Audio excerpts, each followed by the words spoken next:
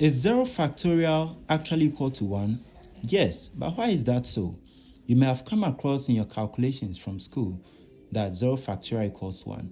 Probably you thought it was supposed to be equal to 0, but then it's equal to 1. So why is that the case? Now, let's look at the general idea of factorials. Whenever we find a factorial of any number, let's consider n to be our number here.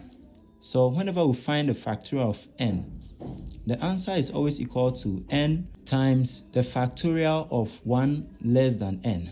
So n factorial equals n times n minus 1 factorial.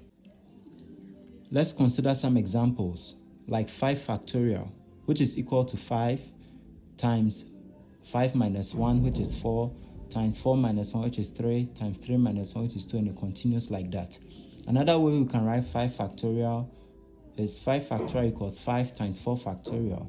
But don't forget that 4 factorial also equals to 4 times 3 times 2 times 1. Now, note this.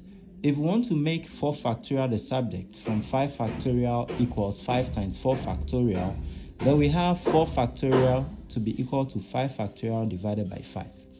Now, let's continue with the general idea for factorials we're looking at. From n factorial equals n times n minus 1 factorial, let's make n minus 1 factorial the subject. We'll see that n minus 1 factorial equals n factorial divided by n. Now, we have 0 factorial when we fix in n equal 1. So at n equal 1, we have 1 minus 1 factorial equaling 1 factorial divided by 1, which equals to 1. And this is a proof that 0 factorial equals 1. But let's look at another proof that 0 factorial actually equals 1. These are the various answers for 1 factorial, 2 factorial, 3, and then 4 factorial. Now we can see that in order to get the answer for 3 factorial, we need to divide the answer for 4 factorial by 4 itself. And in order to get the answer for 2 factorial, we divide the answer for 3 factorial by 3. If this happens to be the case, then it means that in order to get the answer for 0 factorial, we need to divide the answer for 1 factorial by 1 itself. And that is still going to give us 1.